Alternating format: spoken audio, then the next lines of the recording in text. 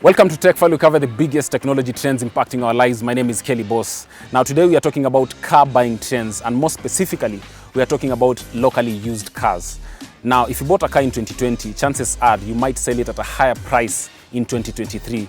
And that's because imported used cars are becoming just too expensive.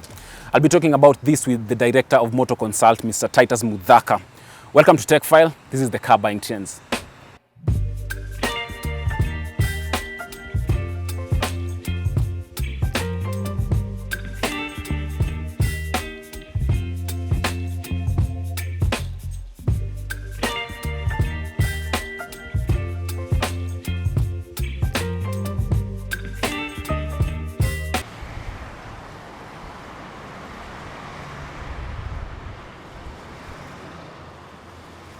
For years, imported used cars from Japan and the West have offered the best car deals and dominated the Kenyan market. But if you didn't have enough to buy one fresh off the boat, then locally used cars offered an affordable route to vehicle ownership in Kenya.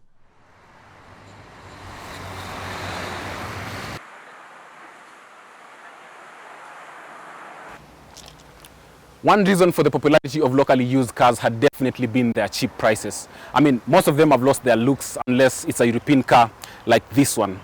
When you buy a locally used car, all you want is mobility and a cheap price. But a cheap price, that's not the case right now. I'll give you an example of a very common car, a Toyota Vitz. Yeah, 1 year ago, a Vitz was going for 750,000. You see the KD number. Also us now consumers look at the number plates. KD number 2013 or 2014. Yeah, you bought it at 750. Today at 2015 is 1.1 or 1.2. So the person who is driving the KD number 2014, there's no way he'll sell to you at 650 because he has used the car for 1 year. In fact, they sell to you at 800 because they know you are saving. And you have checked in the market, you know, a new one is 1 point something. A Toyota Premium is the car you're giving an example on today. You go to any market today, a Toyota Premium is 2.3, 2.4. Toyota Premium, yeah, that's a 2015. A 2014, sometimes back, they were going for 1.3, 1.4. Yeah. So today, an old number used locally, they're going for 1.5 million. Yeah. So basically, someone has used the car for 1 year plus and getting almost the same amount he bought it for, or imported for, or even more. So it's happening today. To get a bargain, buyers have turned to locally used vehicles. They are willing to spend a fortune on old vehicles. What was a used car depreciation logic is starting to turn around. Take a Premium and an X-Trail, for example. If you bought one in 2020, chances are you might sell it at a higher price in 2023. But ignore that. Ignore that someone might make a profit after using a car for 2 years. The main reason for these high prices is people are not buying imported used cars.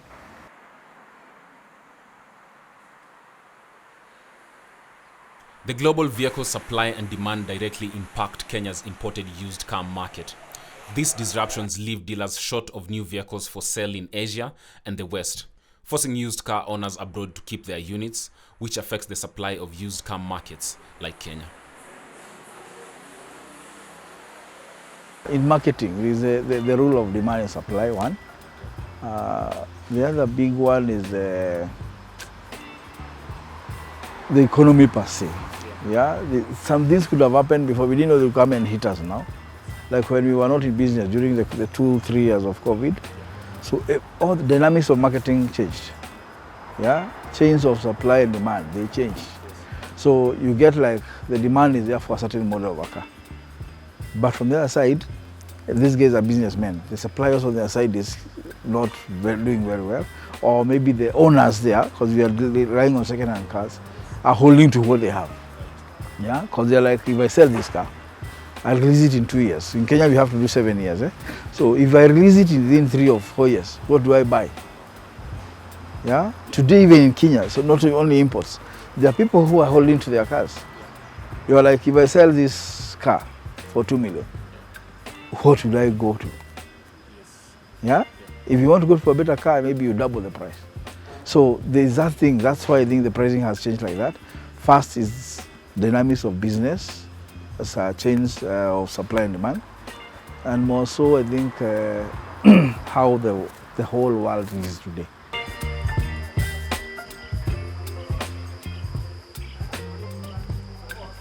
Now all that said is actually just the buying bit, not to mention the shilling is at its weakest against the dollar. So how does that affect car prices? From the source, a car market is set by where you buy it from. The shelf, we call it a shelf price. In Japan, this guy is selling $10,000. Yeah, it's $10,000 across, but before the shilling was 120 something, or 113, 126 at most. This is the last time I checked. Today is 140. So that amount of dollar is quite a big amount on the $10,000, $20,000 difference. Yeah.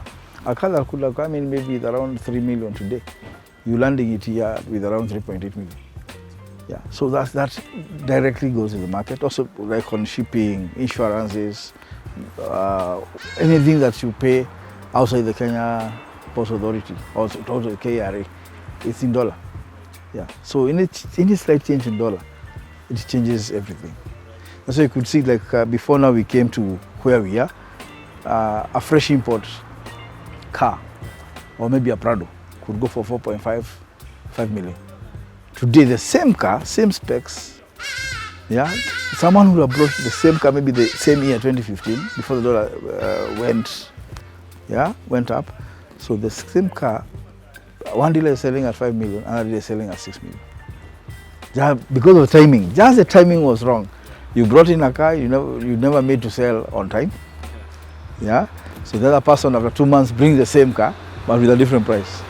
Yeah, the only sorry state is you have to register the cars in Mombasa. So if you brought it earlier, already someone will say the number is already passed, like a fresh import. And there's a special advantage in buying locally used cars. Most of them are in mint condition and owners sell just to upgrade.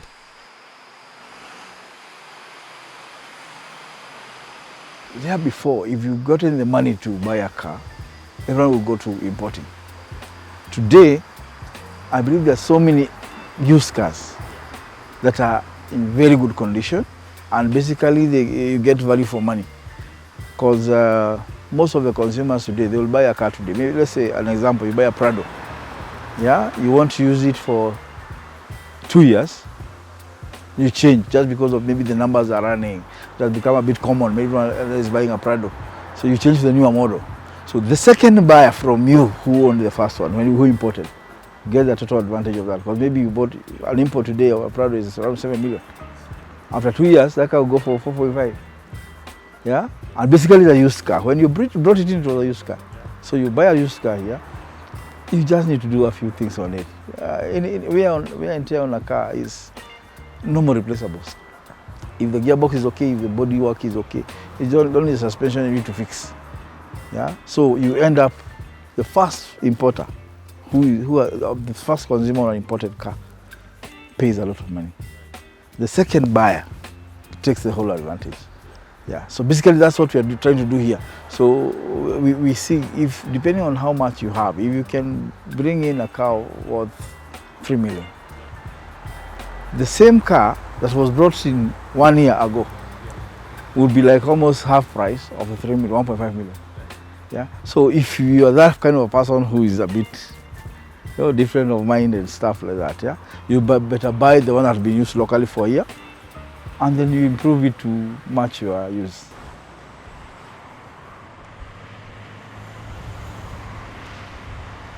While the locally used car market thrives and serves those who cannot afford imported used cars, most Kenyans have a bittersweet experience. So what are the do's and don'ts in buying locally used cars? What should you do to avoid being a mechanic's partner? I want to offer to advise the clients and to do, an open, we say, like a consultancy per se, openly to our clients before you set off for a car. But also there's so much also we don't know about some cars. Yeah, so they are the only common things that we say. First, don't buy from the streets. Yeah, there's so many now online marketing pages or whatever. So we usually say, don't buy from any other person telling you, let's meet at the petrol station, let's meet go to a second-hand dealer. They are there. They'll be able to advise. And you know, we'll have like all these cars here. We don't own all of them. We are selling on behalf.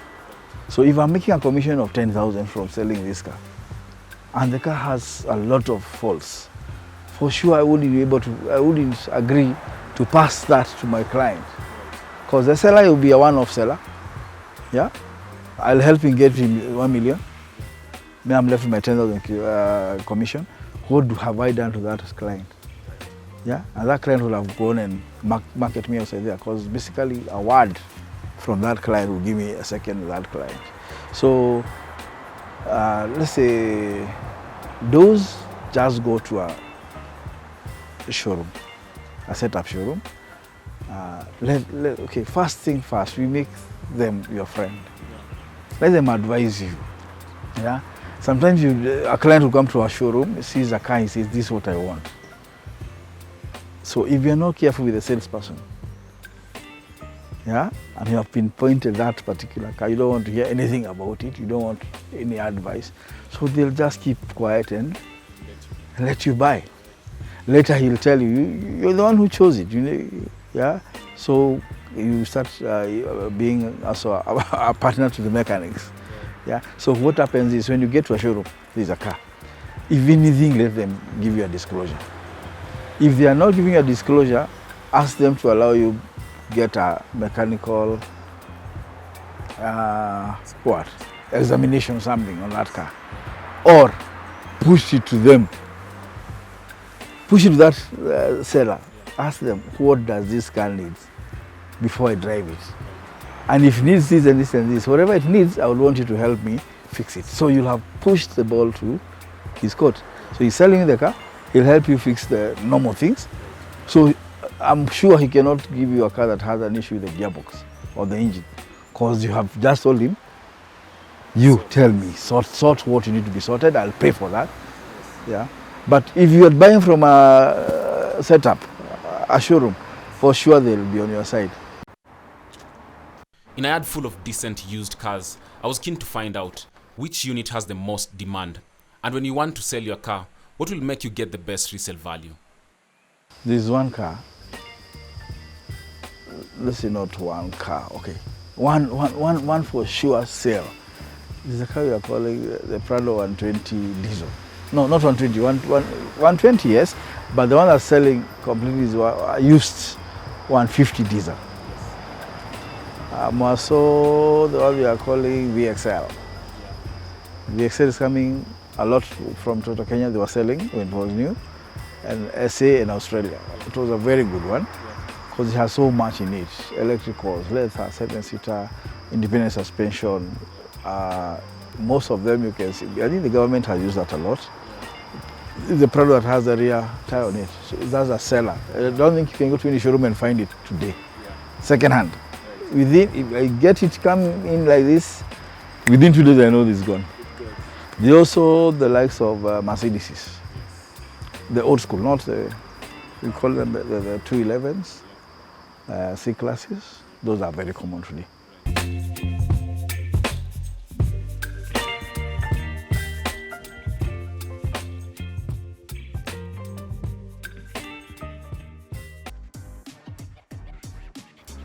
Well, that's it for Techfile. If you're looking to buy or sell a car, you can visit motors.diga.co.ke. My name is Kelley. Thank you for watching.